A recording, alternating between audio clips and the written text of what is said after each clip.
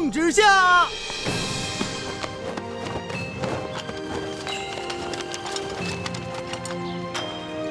奉天承运，皇帝诏曰：着龙三为钦差大臣，在查办枢总兵遇刺案之时，监督查访山西赈灾之详情，以及地方官员之官风政绩，如实禀报，不得有误。吾皇万岁万岁万万岁！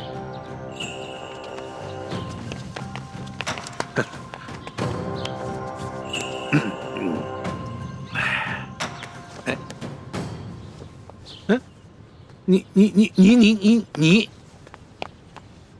刘大人，这皇上的密旨可都听到了。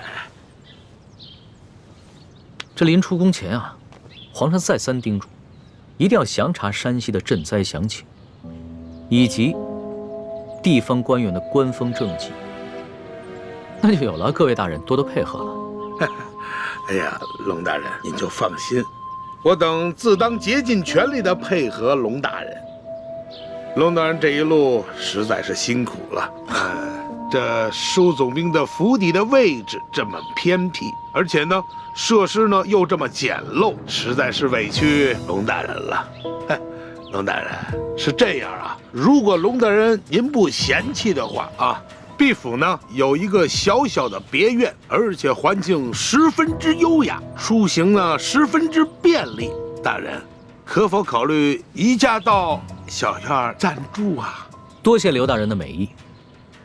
只不过啊，这皇上下旨让下官巡查当地的官风，你我不适合走得太近，只怕别人容易多说闲话，对你我都不利啊。哎呀，龙大人，你看你啊，自京城远道而来，那是翻山越岭啊，太辛苦龙大人了。你看啊，你既然到了这里，那怎么着也得让我们这些地方的同僚尽一尽地主之谊吧。主子，咱们这几天在舒府，天天粗茶淡饭，嘴里都淡出鸟来了，不如就看看这刘大人有什么好东西招待我们。鸟的，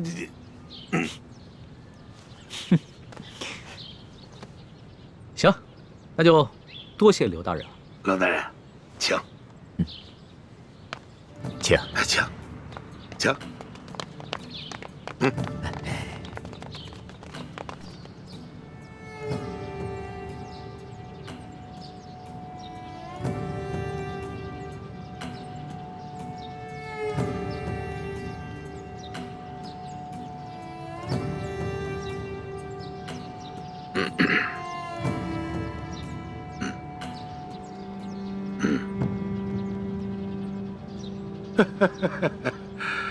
哎呀，龙大人啊，能够来此与我们这帮地方同僚小叙，实乃是我等荣幸之至啊！龙大人啊，咱们就别干看着了啊！这些呢，都是毕府的小厨做的一些家常小菜，不知可否合龙大人的胃口？来，龙大人尝尝，尝一尝。刘大人，哎，你这一桌佳肴，不见寻常的鸡鸭鱼肉，全是些难得的山珍海味。刘大人啊，你这家常小菜可比皇上御膳的规格还要高啊！龙大人说笑了啊，这是夸奖我啊。是这样，有菜不能没酒啊。来，龙大人，尝一尝，这可是啊，来，自西域而来的葡萄酒，冰镇之后口感更佳。来，尝一尝。来，二位你们也随意。外面赤日炎炎，焦土千里，没想到刘大人府上还有这冰镇的葡萄美酒啊！不怕龙大人笑话，本府呢体胖怕热，故而呢在这家中多挖了几口冰窖，每到隆冬之时呢，就会大量的取些冰块，以度炎夏。刘大人，会享福。此次山西等省大旱，这皇上啊，在紫禁城里是食不下咽，寝不安枕，麻衣素食1个月之久，还赐龙血抄佛经，这才求得一场甘霖。看来这做天子的，真是不如这做臣子的逍遥自在啊！哎呀，龙大人，此话严重了啊！来，哎，吃菜，来吃菜啊！大人请。刘大人，不必忙活了。你这一盘盘的佳肴，在本钦差的眼中，就是民脂民膏；一杯杯美酒，就是黎民血泪。恕本钦差难以下咽。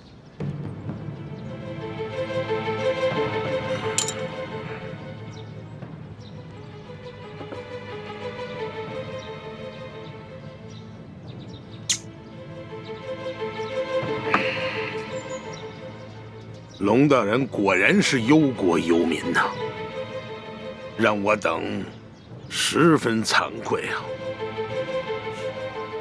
你有什么话，不妨直说，我等洗耳恭听。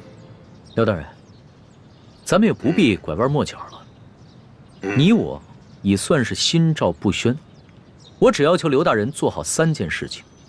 不知哪3件？第一，放了王13等人，还有那日你在你小舅子员外抓捕的那些灾民，全部无罪释放，并加以赔偿。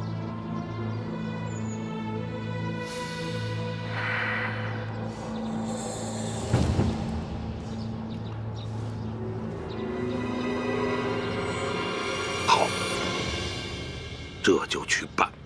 第二，把囤积的粮食全部发放给灾民。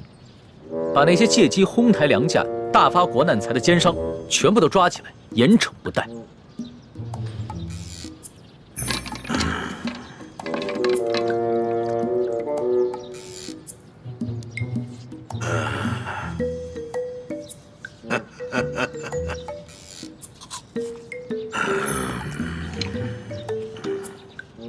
好，这就去办。第三，交出赈灾银两的账目，并打开银库，让本钦差一一核查清楚。若有短缺，你等自行想办法补上，然后再跟本钦差一起，把这些银两发放给灾民。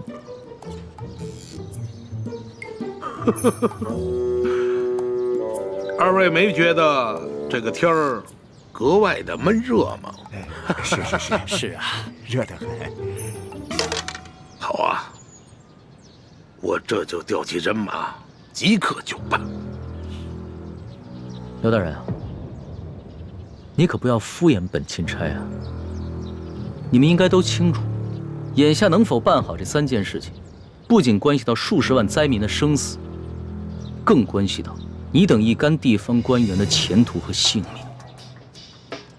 命。本府明白。行，那本钦差就告辞了。宋大人，不必了，诸位大人，留在这儿，继续享用这些美酒佳肴吧。